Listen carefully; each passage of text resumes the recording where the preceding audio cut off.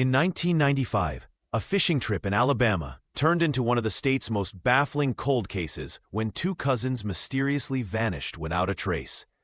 25 years of silence followed until investigators made the breakthrough that changed everything. DNA evidence discovered on an abandoned fishing rod finally revealed the truth behind their disappearance.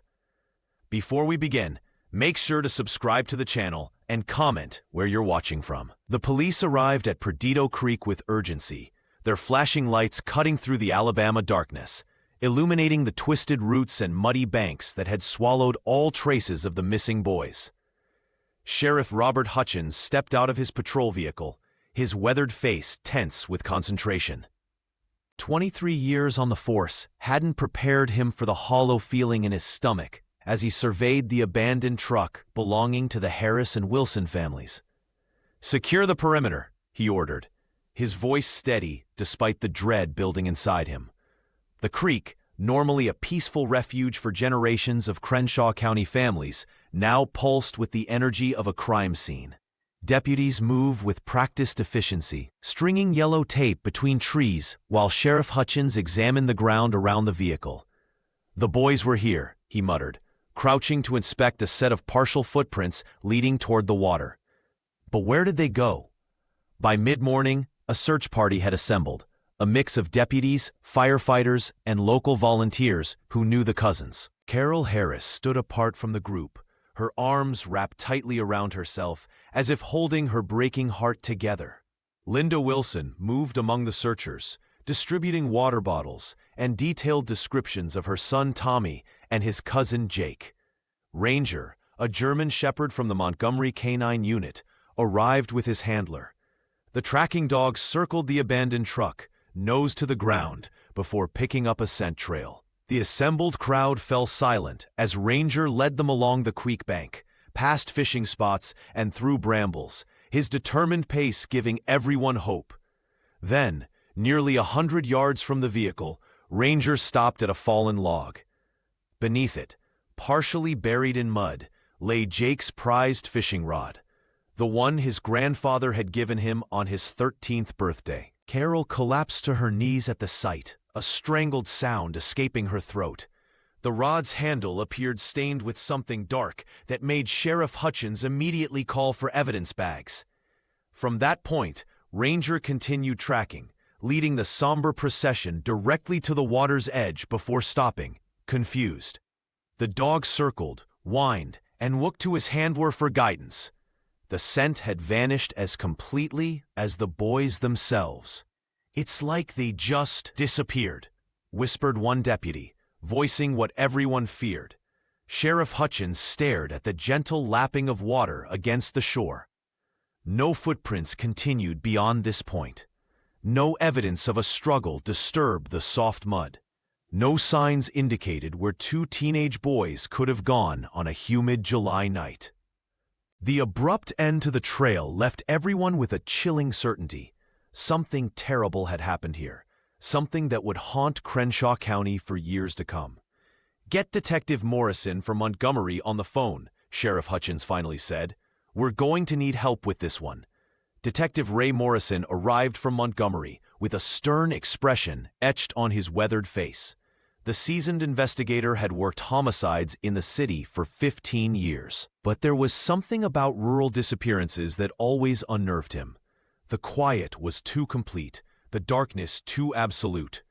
Ray meticulously documented the scene, his camera clicking rhythmically as he captured every detail. The scattered fishing gear told a story frozen in time. Two fishing rods abandoned mid-cast, a tackle box spilled across the muddy bank, and Tommy Wilson's favorite hat resting on a rock as if waiting for its owner's return. What troubled the detective most was the lack of obvious evidence. No signs of robbery, no clear struggle, just an eerie tableau of interrupted normalcy. "It's like they just evaporated," Sheriff Hutchins muttered, standing beside him. Ranger tracked them to the water and then nothing, like they walked into the creek and never came out. The detective nodded grimly. Or someone made sure they didn't leave traces.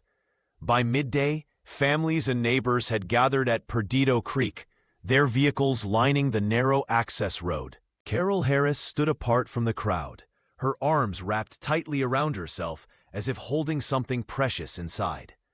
Linda Wilson moved through the gathering with frantic energy, showing photos of Tommy to anyone who would look, her voice growing hoarser with each retelling. "They wouldn't run away," Linda insisted to a deputy taking notes. "Tommy was excited about football tryouts next week. Jake had just saved enough for that new fishing reel." Whispered theories circulated through the tight-knit community. Some mentioned the escaped convict from the county jail 2 states over. Others recalled the strange lights some claimed to have seen in the sky last month. A few elderly residents muttered about the creek's history, about other disappearances decades ago that were never solved. Ray overheard fragments of these conversations as he worked. In Crenshaw County, where everyone knew everyone's business 3 generations back, speculation spread faster than truth.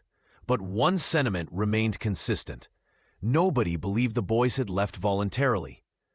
"Jake wouldn't leave his rod behind if the world was ending," Carol said quietly when Ray interviewed her. "That was his grandfather's. He treated it like it was made of gold." As the afternoon stretched into evening, the detective felt the weight of the community's expectations settling on his shoulders. The scattered fishing gear, the abandoned truck, the abrupt end to the trail, all pieces of a puzzle that refused to form a coherent picture.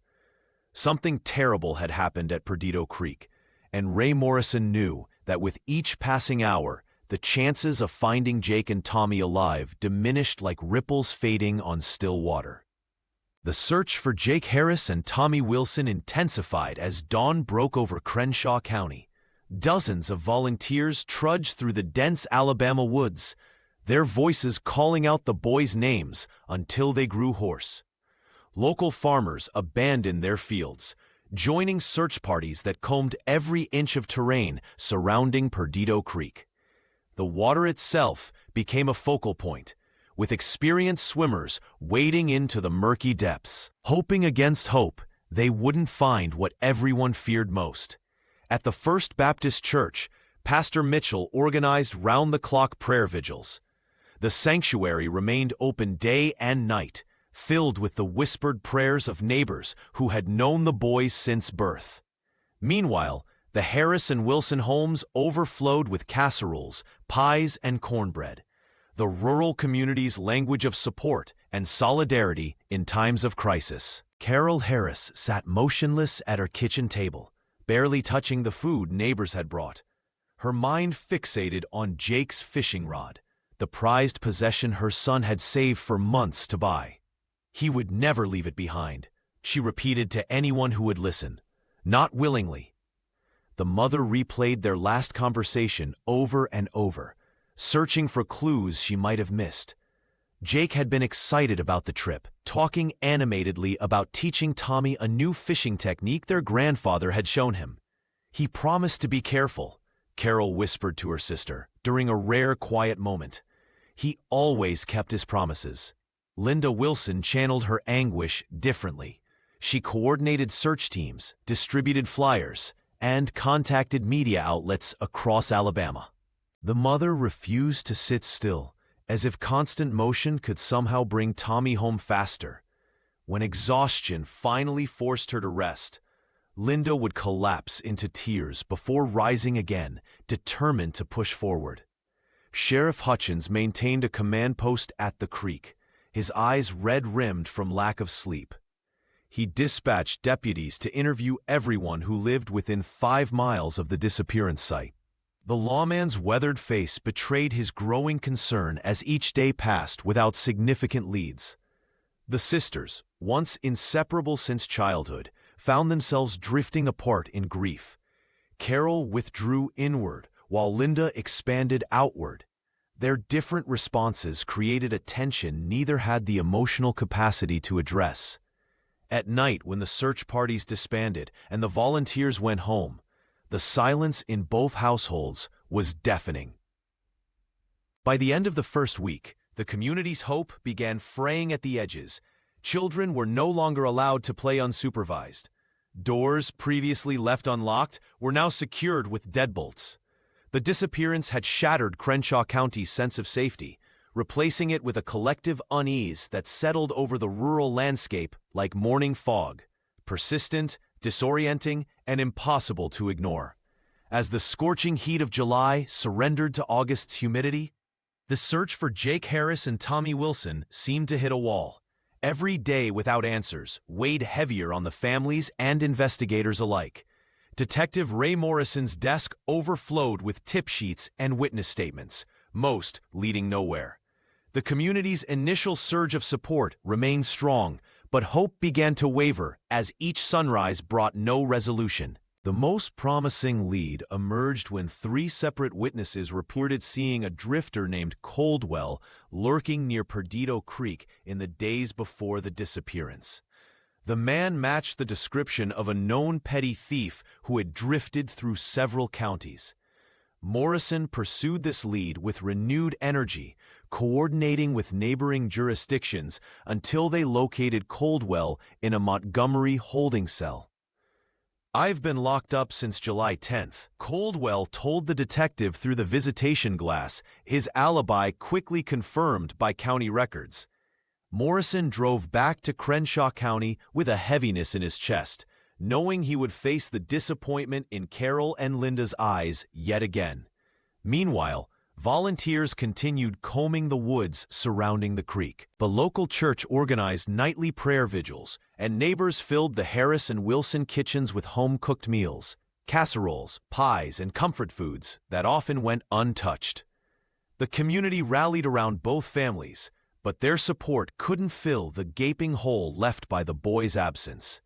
Carol Harris found herself fixated on Jake's fishing rod, the beloved birthday gift he would never willingly abandon. "He saved for months to buy the special cork handle," she whispered to Sheriff Hutchins during one particularly difficult meeting. "My son would never leave it behind unless—" Her voice always trailed off before completing the thought too painful to verbalize. Linda Wilson channeled her grief differently. She organized search parties, distributed flyers throughout 3 counties, and made tearful pleas on local television. The sisters, once inseparable, began processing their shared tragedy in starkly different ways, Carol retreating inward while Linda reached outward for answers and connection. As the investigation stalled, a subtle shift occurred in Crenshaw County. Doors that once remained unlocked were now bolted at night. Parents kept children closer, eyeing strangers with newfound suspicion. The realization that the person responsible might still walk among them poisoned the community's sense of safety. Sunday services at the local church, once focused on faith and fellowship, now carried an undercurrent of fear and whispered theories.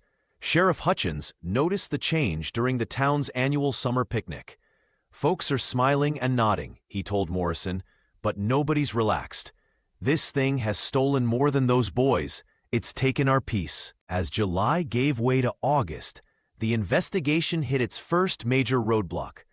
The most promising lead pointed to a drifter named Coldwell, who locals had spotted lurking near Perdido Creek in the days before the boys vanished. Detective Ray Morrison tracked the man down with determined efficiency, only to discover that Coldwell had been in county custody on a public intoxication charge the entire night Jake Harris and Tommy Wilson disappeared. The alibi was airtight, dashing the community's hopes for a quick resolution. "We're back to square one," the detective admitted during a tense meeting with the families. Carol's eyes remained fixed on the floor, while her sister Linda fired questions that Morrison couldn't answer. The frustration in the room was palpable, thick as the Alabama humidity that clung to their clothes. The failed lead took a devastating toll on morale throughout Crenshaw County. The sense of safety that had once defined their tight-knit community evaporated like morning dew, replaced by whispered suspicions and nervous glances. Parents began driving their children to school instead of allowing them to walk. Fishing trips, once a cherished pastime, were now supervised affairs with strict curfews and constant check-ins. People are scared, Sheriff Hutchins confided to Morrison as they reviewed the case files for the 20th time. They're realizing whoever did this might still be walking among us every Sunday at church, shopping at the same stores, attending the same town meetings. The evidence collected from the creek seemed to mock their efforts. The fishing gear remained mysteriously untouched. No footprints, no fingerprints beyond those of the boys themselves. Jake's rod, with its faint bloodstains, became both the most promising piece of evidence and the most frustrating symbol of their stalled investigation. When county budget cuts threatened the evidence storage system later that month, Sheriff Hutchins made a personal stand. "That fishing rod stays preserved properly," he insisted during a heated county meeting. "I don't care if I have to pay for the storage myself."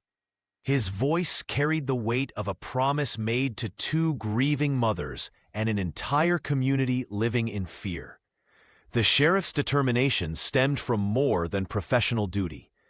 As a lifelong resident of Crenshaw County, he had watched Jake and Tommy grow up, had even taught them both to bait hooks when they were just small boys trailing after their fathers at community fishing derbies. "Something will break this case open," he told Morrison late one evening. "Maybe not today or tomorrow, but someday. And when that day comes, we'll need that evidence intact." It was an act of stubborn hope in the face of mounting odds, a belief that somehow the truth would eventually find its way to the surface. Just like the bodies of catfish the boys had once pulled from the murky depths of Perdido Creek. As the summer heat gave way to autumn's crisp air, the Harris and Wilson families found themselves navigating a landscape of grief that seemed as vast and uncharted as the Alabama wilderness. Carol Harris spent her days in the hollow silence of her home on Maple Street, where Jake's bedroom remained untouched, a shrine to the boy who would never return. The fishing trophies on his shelf collected dust, each one a reminder of happier times that now felt like scenes from someone else's life. "I should have insisted he stay home that night," Carol would whisper to herself, the words becoming a painful mantra. She withdrew from church gatherings and community events, finding that well-meaning condolences only deepened her wounds. The mother found herself unable to look at photographs without breaking down, so she tucked them away in drawers, allowing grief to settle over her home like a heavy blanket. Linda Wilson chose a different path through the same darkness. She channeled her anguish into action, transforming from a quiet homemaker into a fierce advocate for missing children across Alabama. Tommy's mother began organizing search parties for other missing persons, establishing a support network for affected families, and speaking at community centers about safety awareness. "If I can prevent one family from experiencing what we're going through," Linda would say, her voice steady despite the pain behind her eyes, "then Tommy's memory lives on through that work." The sisters, once inseparable, found themselves drifting apart in their grief. When Linda called Carol with news of an upcoming awareness march in Montgomery, Carol's response was a whispered decline. "I can't face those crowds, Linda. I just can't." Meanwhile, the investigation continued to stall. With no new evidence, Detective Morrison faced mounting pressure from both the department and the community. The fishing gear recovered from Perdido Creek, particularly Jake's rod with its troubling stains, remained in evidence storage, a silent witness to whatever had transpired that July night. Sheriff Hutchins refused to let the case fade away. When county budget cuts threatened to reduce evidence storage capacity, he personally ensured that all items from the Harris-Wilson case remained preserved. "Some cases get under your skin," the sheriff told his deputies during a particularly frustrating meeting. "This one isn't just going in a box somewhere until we know what happened to those boys." As fall deepened and the leaves along Perdido Creek turned golden, the mystery remained as impenetrable as the darkest nights on the water. The community continued its search for answers. But for Carol and Linda, the most difficult search was for a way to live with questions that might never be answered. July 15th, 1996, marked 1 year since Jake Harris and Tommy Wilson vanished from Perdido Creek. The anniversary arrived with a mixture of sorrow and determination that swept through Crenshaw County like a summer breeze. Rather than allowing the day to pass in quiet grief, the community chose to honor the missing cousins in a way that celebrated their shared passion. "We need to remember them doing what they loved," Linda Wilson announced at the church meeting where the idea first took shape. Her voice trembled, but her resolve was iron. The Jake and Tommy Memorial Fishing Tournament was born that evening, transforming the site of tragedy into a place of remembrance. On the morning of the tournament, Perdido Creek looked almost festive. Colorful banners hung between trees, and makeshift tables displayed photographs of the boys smiling with their prized catches. Sheriff Hutchins provided security, his presence both official and personal, as he had grown close to both families during the investigation. Nearly 200 people gathered along the banks where the cousins had disappeared, their fishing lines creating a shimmering web across the water's surface.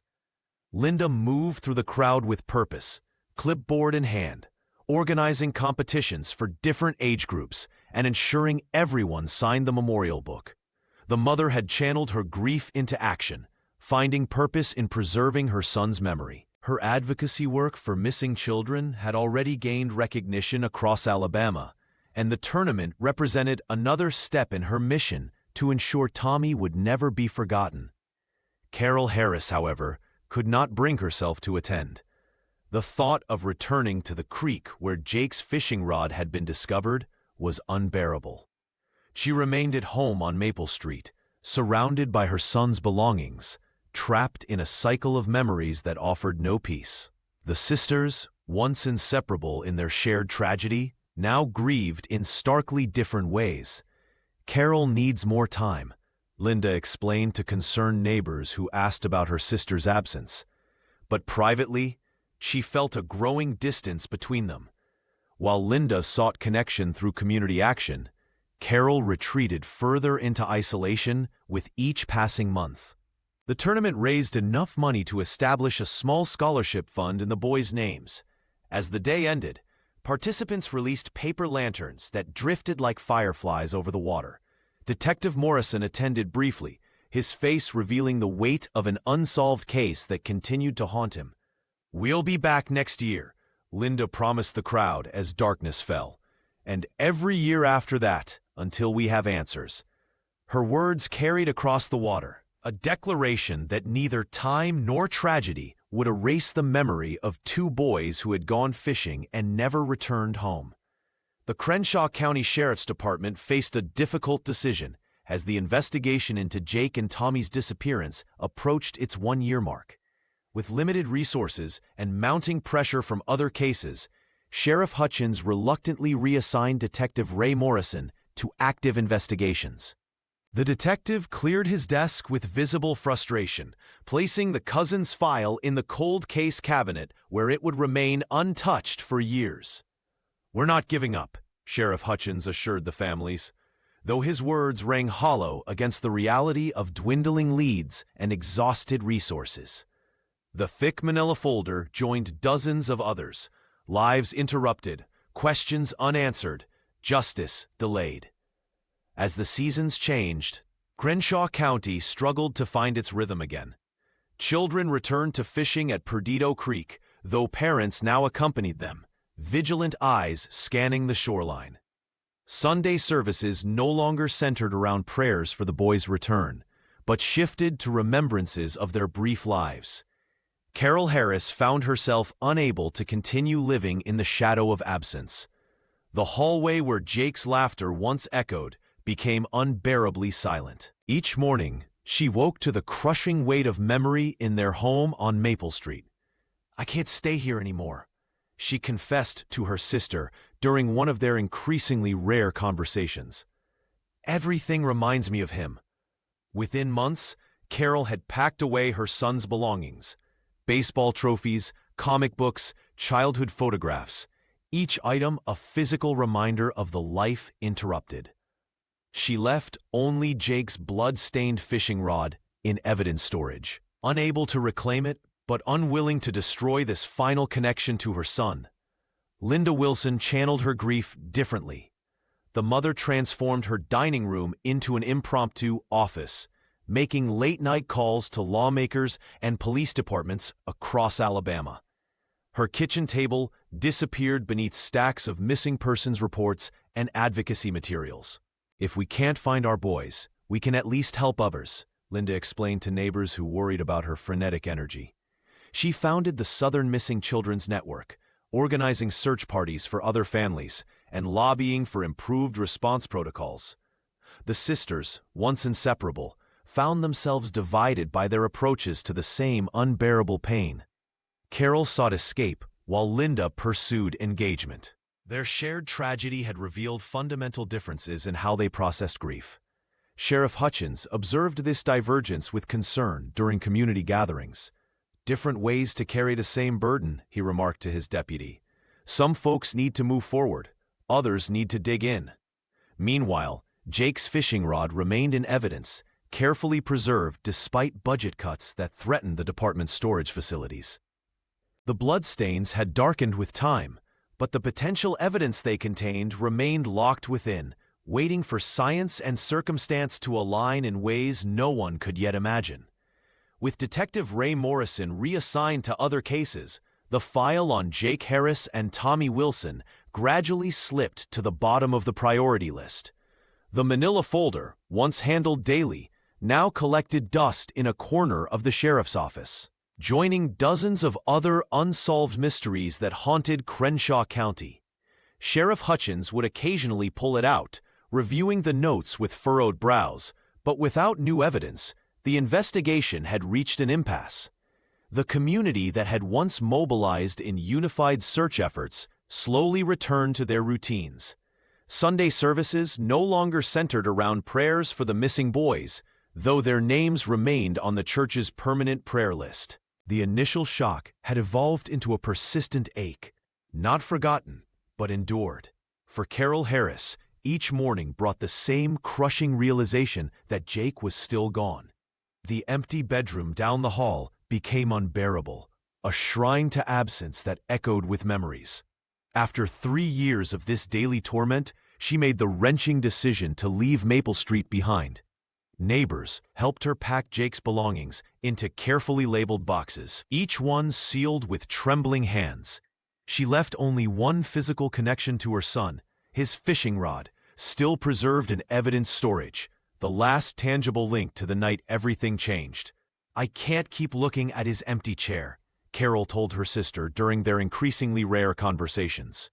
"Every corner of this house is waiting for him to come home." Linda Wilson chose a different path through grief. Where Carol retreated, Linda advanced, channeling her anguish into action. She founded the Alabama Network for Missing Children, connecting families across the state who shared the unique agony of not knowing.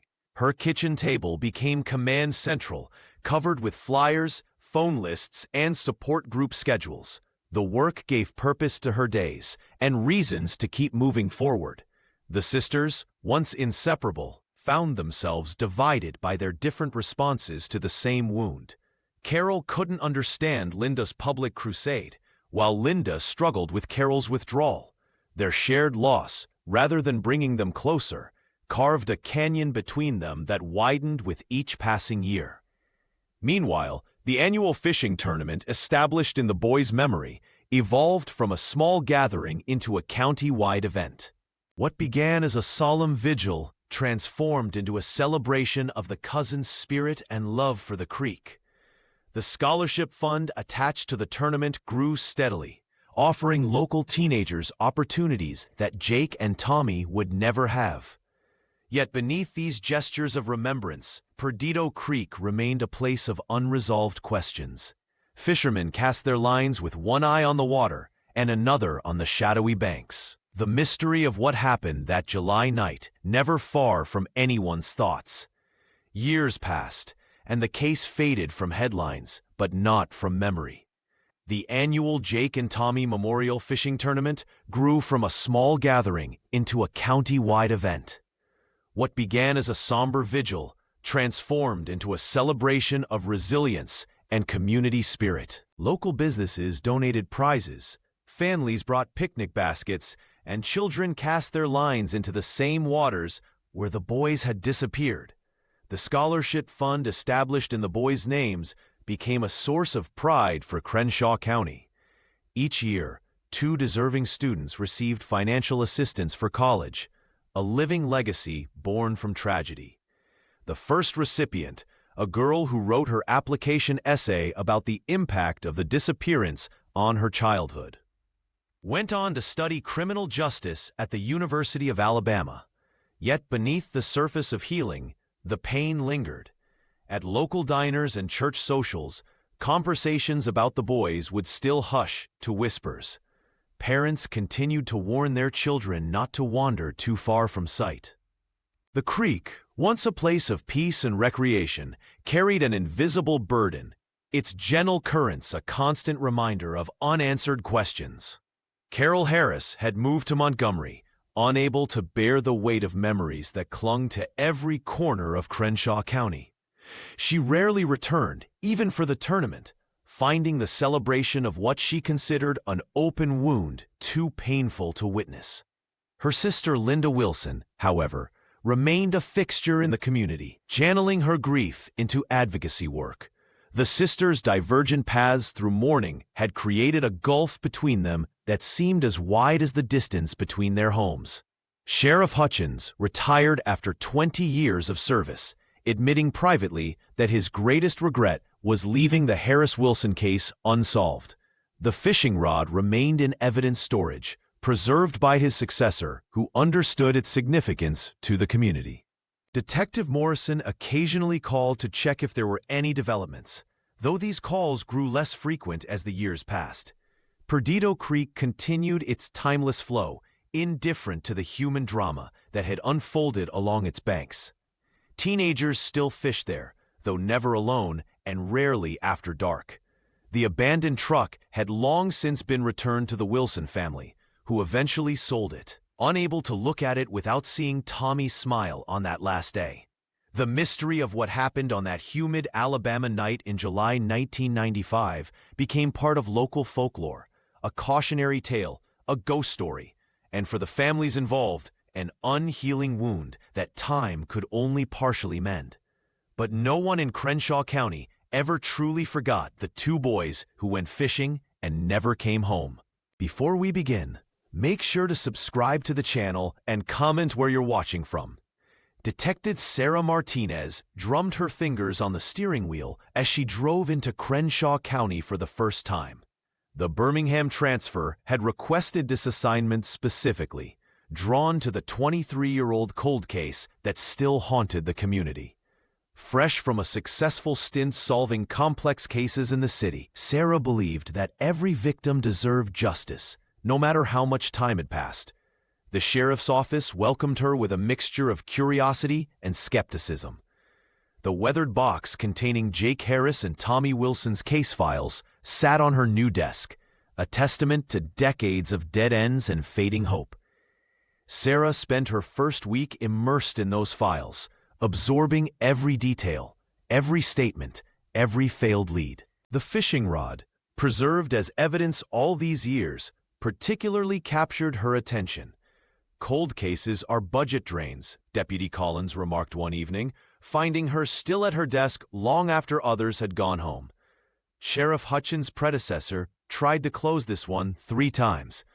Sarah simply nodded. She'd heard similar comments throughout her career, but remained undeterred.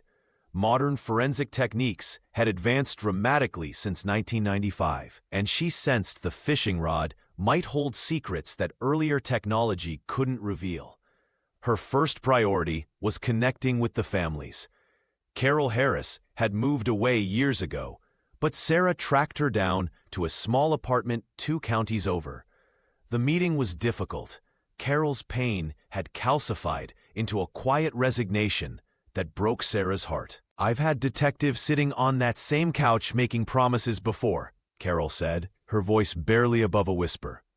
"Detective Morrison tried his best, but I'm not here to make promises," Sarah replied. "Just to listen." Linda Wilson proved easier to find but harder to convince. Years of advocacy work had made her simultaneously hopeful and guarded. When Sarah visited her foundation office, walls covered with missing children posters, Linda's skepticism was palpable. "Why now?" she demanded. After all this time? Sarah explained her methodical approach and her interest in re-examining the evidence with new technology. Linda's expression softened slightly when Sarah mentioned the fishing rod. "Jake would never leave that behind willingly," she said, echoing what her sister had maintained for decades. The resistance within the department presented another challenge. The sheriff supported her efforts, but budget constraints and competing priorities meant Sarah often worked alone, reviewing evidence after hours and building relationships during the day. She visited Perdido Creek, standing where the boys had last been seen. She interviewed retired deputies who'd worked the original search. She listened to community members who still remembered that humid July night when everything changed. Each conversation, each review of evidence, each quiet moment of reflection strengthened her resolve. Sarah Martinez wasn't just reopening a case. She was piecing together a story that deserved an ending, no matter how many skeptical glances came her way. The breakthrough arrived from a place most had forgotten, a dusty evidence storage room at the back of the Crenshaw County Sheriff's Office. There, wrapped carefully in preservative material, Jake Harris's fishing rod had waited patiently for 23 years. Detective Sarah Martinez stood in the dim light, gloved hands carefully lifting the rod from its resting place. Sheriff Hutchins had insisted on preserving it despite budget cuts and changing administrations, a decision that would prove more valuable than anyone could have imagined. DNA technology has come a long way since '95, Sarah explained to the current sheriff as she examined the cork handle. The stain, once dismissed as mud or bait residue, had darkened with age, but remained intact beneath the protective covering. The forensic team from Montgomery arrived the following morning. They worked meticulously, using techniques that hadn't existed when Jake and Tani first disappeared. Specialized lighting revealed microscopic traces on the handle, and advanced extraction methods captured what earlier investigators couldn't: a faint but viable DNA sample, preserved in the porous cork material. "It's a long shot," the lead technician cautioned, "but sometimes these cold cases break open with just a thread." Sarah nodded, understanding both the science and the human cost of false hope. She'd seen the toll this case had taken on Carol and Linda, sisters whose shared tragedy had pushed them in opposite directions. The detective had promised nothing when she'd reopened the investigation, knowing that promises in cold cases often crumbled under the weight of reality. Back at her desk, Sarah maintained a careful distance from expectation. She buried herself in paperwork, reviewing witness statements from 1995, mapping timelines, and reconstructing the boys' final known moments. Yet her eyes drifted constantly to her email, waiting for the lab results that might change everything. 3 weeks passed. The forensic team extracted, amplified, and processed the sample, building a genetic profile from fragments that had survived decades of storage. When the profile was complete, they uploaded it to CODIS, the national DNA database that housed millions of profiles from convicted offenders across the country. The department held its collective breath. Older officers who remembered the original investigation stopped by Sarah's desk more frequently. Their casual questions, transparent attempts to check for updates. Even the younger deputies, who knew the case only as local legend, found reasons to linger near her office. Sarah's phone rang on a Tuesday afternoon. She answered on the first ring, her voice steady despite the adrenaline coursing through her veins. The lab technician's words came through clearly, each one shifting the foundation of a 23-year-old mystery. "Detective Martinez, we have a match." The breakthrough came from an unexpected place, a dusty storage room, where the fishing rod had rested for over 20 years. Sheriff Hutchins' stubborn insistence on preserving Jake's blood-stained rod as evidence had finally paid off. Detective Sarah Martinez carefully removed the rod from its protective casing, noting how time had barely touched the cork handle, where faint brownish stains remained visible. "We can try advanced DNA extraction," she told the evidence technician. "Technology's come a long way since '95. The lab technician worked meticulously, using techniques that hadn't existed when the boys first disappeared. What seemed impossible in the '90s was now standard procedure.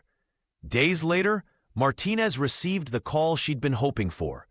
They had extracted viable genetic material from the handle. The detective watched with bated breath as the results were processed, her hands gripping her coffee mug tightly. The tension in the sheriff's office was palpable as deputies and staff members found excuses to walk past her desk, their questioning glances seeking updates without voicing the questions directly. When the DNA profile was uploaded to the national database, the entire department held its breath.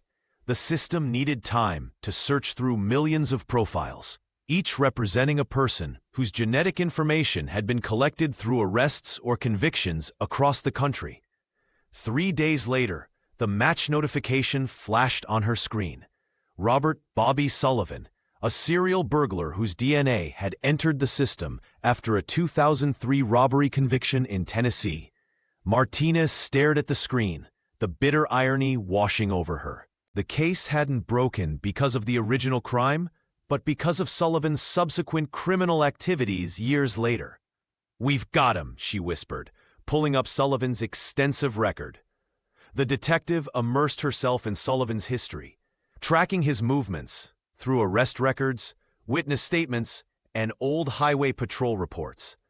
She created a detailed timeline on her office wall, connecting points with red string until a pattern emerged. Sullivan had been in Crenshaw County during that fateful July in 1995, working odd jobs at a gas station just 8 miles from Perdido Creek. Martinez called Sheriff Hutchins, her voice steady despite her racing heart. "I need to brief you on Robert Sullivan." For the first time in 23 years, the investigation had real momentum. Carol Harris and Linda Wilson would finally get answers about what happened to their sons. As Martinez organized her notes, she glanced at the photo of Jake and Tommy that had hung in the department for decades. 2 smiling boys frozen in time, unaware of how their story would eventually find its way to justice. Detective Sarah Martinez knew that confronting Robert "Bobby" Sullivan wouldn't be a simple task. The serial burglar was currently serving time in a Georgia correctional facility, with his parole hearing scheduled in just 3 months. Time was working against her. If Sullivan gained his freedom before she could build a solid case, the chances of bringing closure to the Harris and Wilson families might vanish once again. "We need to move quickly," she told Sheriff Hutchins during their strategy meeting. 23 years is long enough for these families to wait. Sarah spent long nights in the evidence room, meticulously reviewing every statement, photograph, and report from 1995. She organized the timeline of Sullivan's known whereabouts, confirming he had indeed been in Crenshaw County during that fateful July when Jake and Tommy disappeared. His criminal record showed a pattern of burglaries and petty theft, but nothing violent. At least nothing he'd been caught for. The detective arranged an interstate transfer to interview Sullivan, bringing the fishing rod in a sealed evidence container. The journey to Georgia gave her time to prepare mentally for the confrontation. She knew hardened criminals like Sullivan responded poorly to aggression, but might open up to someone who offered understanding without judgment. When they finally sat across from each other in the prison's interview room, Sarah noticed how time had weathered the man. Sullivan's once dark hair had grayed at the temples, and deep lines marked his face. His eyes, however, remained alert and calculating. "I don't know anything about any missing kids," he insisted when she first mentioned Perdido Creek. Sarah nodded patiently. "I understand. It was a long time ago." For nearly 2 hours, she built rapport, discussing his life before prison, his childhood in Alabama, and his hopes for parole. She deliberately avoided mentioning the DNA evidence, waiting for the right moment. When Sullivan began to relax, Sarah carefully placed the sealed container on the table. "Do you recognize this fishing rod, Bobby?" His eyes widened slightly, a micro-expression that told her everything. "Never seen it before," he said, but his voice had lost its confidence. "Science has come a long way since 1995, she explained calmly. "We found your DNA on this handle. Not just fingerprints, but blood, your blood, mixed with Jake Harris's." Sullivan's posture changed instantly. His shoulders slumped as the weight of 2 decades of secrets pressed down on him. He stared at the fishing rod, the physical link between his past actions and present consequences. "Those parole papers won't mean much once this evidence reaches the board," Sarah continued softly. "But cooperation might." The burglar looked up, meeting her eyes. In that moment, Sarah knew the truth about what happened at Perdido Creek was finally within reach. Confronting Robert "Bobby" Sullivan would not be easy. He was serving time in another state, and parole eligibility loomed on the horizon. Detective Sarah Martinez knew she had to act quickly and carefully to secure a confession before he slipped through the cracks of the system. The detective spent 3 sleepless nights preparing for the interview, reviewing every detail of the case file until her eyes burned. Sullivan's criminal history revealed a pattern of opportunistic burglaries across 3 states, but nothing that suggested the capacity for violence against 2 teenagers. This disconnect troubled her. People rarely escalated from property crimes to murder without warning signs. "He's agreed to talk," the prison warden informed her when she arrived, "though I wouldn't expect much cooperation." Martinez nodded, arranging Jake's fishing rod photos and DNA results on the metal table. The evidence was compelling but not complete. Without a confession, the case might still fall apart in court. Sullivan shuffled into the room, chains rattling against the concrete floor. At 52, he looked older than his years, his face weathered by decades of hard living. The detective observed how his eyes darted to the photos, lingering just a second too long before he masked his reaction. "I don't know why I'm here," he began, his voice a practiced monotone. "I've never been to Perdido Creek." Sarah maintained steady eye contact. "We have DNA evidence placing you at the scene, Mr. Sullivan. Your blood on Jake Harris's fishing rod." "That's impossible," he muttered, but his right hand began tapping nervously against his thigh. For 2 hours, they circled each other in conversation. Martinez shared stories about Carol and Linda, about the scholarship fund, about a community forever changed. She wasn't just building a case, she was rebuilding lives shattered by his actions. "They were just kids," she said softly. "Their mothers deserve to know what happened." Something in Sullivan's posture shifted. The hardened criminal facade began to crack, revealing glimpses of the man who had carried this secret for 23 years. "I never meant to hurt anyone," he finally whispered. "I was using that old mine shaft to store stuff I'd taken. They surprised me, recognized me from town. The older one, Jake, said he'd tell his dad." Martinez kept her voice level despite her racing heart. "And then?" Sullivan's eyes filled with tears. "I panicked. One minute they were threatening to report me. The next?" He covered his face with his hands. "I've thought about those boys every day since." The detective nodded slowly, recording every word as justice, delayed but determined, finally found its way to Perdido Creek. The interview room felt smaller with each passing hour, as Detective Sarah Martinez meticulously documented Robert Sullivan's confession.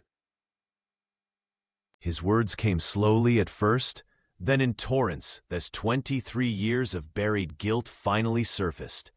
The detective maintained her composure, though her hand trembled slightly as she wrote, the weight of justice and tragedy intertwining with each stroke of her pen. "I never meant for it to go that far," Sullivan whispered, his weathered face crumpling. "They were just kids fishing where they shouldn't have been." The confession revealed how Sullivan had been using the abandoned mine shaft near Perdido Creek as a hiding place for stolen goods. That humid July night in 1995, Jake Harris and Tommy Wilson had accidentally stumbled upon him while exploring beyond their usual fishing spot. The boys recognized the drifter from town, and panic overtook Sullivan's judgment. The older one, Jake, he said he was going to tell his dad about my stash, Sullivan admitted, tears welling in his eyes for the first time. I just wanted to scare them, but things got out of hand. The following day, Martinez led a team of investigators to the mine shaft Sullivan had described. The once operational entrance was now barely visible, choked with kudzu vines and decades of neglect. The excavation team worked methodically, carefully removing layers of earth and debris, while Martinez stood watch, her normally steady demeanor betraying hints of apprehension. By afternoon, their careful work uncovered the first evidence: a small pocket knife with the initials TW etched into the handle. Linda Wilson had mentioned this keepsake in her initial statement, a birthday gift Tommy had received just months before disappearing. Hours later, the team discovered human remains, confirming what everyone had feared but needed to know. The news spread through Crenshaw County like wildfire. Residents gathered at the local church, embracing one another as they processed the revelation. Sheriff Hutchins, now gray and approaching retirement, stood before the community that had carried this burden for over 2 decades. Today we can finally bring Jake and Tommy home, he announced, his voice breaking. For Carol Harris, the confirmation was both devastating and liberating. After years of uncertainty, she could finally lay her son to rest. Linda Wilson, who had channeled her grief into advocacy for missing children, found herself at a crossroads, her tireless hope now replaced by the stark reality of loss. The sisters stood together at the excavation site, their hands clasped for the first time in years. Though shattered by the confirmation of their worst fears, they found a measure of peace in finally knowing the truth. The mystery that had defined their lives for 23 years had been solved, offering not happiness, but the bittersweet gift of closure. Detective Martinez documented every word of Robert Sullivan's confession, her pen moving steadily across the notepad, while her heart raced with the weight of what she was hearing. 23 years of silence were finally breaking, revealing the terrible truth that had haunted Crenshaw County for more than 2 decades. Sullivan led investigators to the abandoned mine shaft near Perdido Creek, now almost completely hidden by thick kudzu vines and years of neglect. The excavation team worked methodically, carefully removing layers of earth, while Carol Harris and Linda Wilson waited at a distance, holding hands for the first time in years. When the call came through on the radio, Sheriff Hutchins removed his hat, a gesture of respect before delivering the news they had both dreaded and needed. "We found them," he said simply, his weathered face showing the toll of a promise finally fulfilled. The discovery sent shockwaves through Crenshaw County. Church bells rang out across town as word spread from neighbor to neighbor. For many residents who had grown up in the shadow of this mystery, the confirmation brought a complex mixture of grief and relief. The boys had never left Perdido Creek after all. Carol collapsed into the arms of her sister when she heard the news. After 23 years of imagining countless scenarios, the reality was both devastating and merciful. "At least we know," she whispered through tears. "At least they were together." The medical examiner confirmed what Sullivan had confessed, that the cousins had surprised him during a burglary drop, recognizing him from town. In his panic, he had silenced them permanently, hiding their bodies in the abandoned shaft that locals had long since forgotten. For the families, the forensic details were less important than the closure they provided. Linda, who had spent decades channeling her grief into advocacy for other missing children, found herself suddenly without the driving force that had defined her life. "I never stopped hoping," she admitted to Martinez, "even when it seemed impossible." The recovery operation continued for 3 days, with volunteers bringing food and support to the site. The community that had rallied around the search in 1995 now gathered again, this time to help bring Jake and Tommy home. Martinez watched as personal items were carefully cataloged.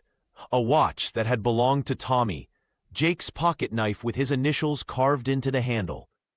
These simple objects, preserved in the darkness, told the story of two boys who had gone fishing and never returned. They deserved better, Martinez said quietly to Sheriff Hutchins as they supervised the final stages of the recovery. But at least now they can rest properly. The truth had finally emerged from the shadows, bringing with it both heartbreak and the first real possibility of healing for a wound that had defined an entire community for far too long. Carol Harris stood at the edge of Perdido Creek, the water gently lapping against the shore, where her son had once cast his line with such joy. 23 years of absence had changed the landscape. Trees had grown taller, the path more worn, but the essence remained. This was Jake's place, and Tommy's too. For the first time since that fateful night in 1995, she allowed herself to remember them not as victims, but as boys who had lived and laughed. "I'm ready to say goodbye now," she whispered, her fingers trailing in the cool water. The confession from Robert Sullivan had ripped open old wounds, but beneath the pain lay the relief of finally knowing. No more wondering, no more imagining countless scenarios that had haunted her sleepless nights for decades. The discovery at the abandoned mine shaft had confirmed what part of her had always feared. Yet the truth, however devastating, had freed her from the prison of uncertainty. Carol placed a small fishing lure, identical to Jake's favorite, on a flat rock near the water's edge. A simple memorial, private and meaningful. Across town, Linda Wilson was sorting through photographs for the upcoming memorial service. Unlike her sister, Linda had never left Crenshaw County, choosing instead to transform her grief into purpose. The network she had built for families of missing children had become her life's work, a legacy born from unimaginable loss. When the phone rang, Linda wasn't surprised to hear Carol's voice. Their relationship, fractured by different approaches to grief, had begun to heal in the wake of Sullivan's confession. "I went to the creek today," Carol said, her voice steady despite the emotion behind it. "How was it?" Linda asked, setting aside a faded photograph of the boys holding up their prized catfish. "It felt right," Carol replied, "like coming home." The sisters spoke for nearly an hour, sharing memories that had been too painful to discuss for years.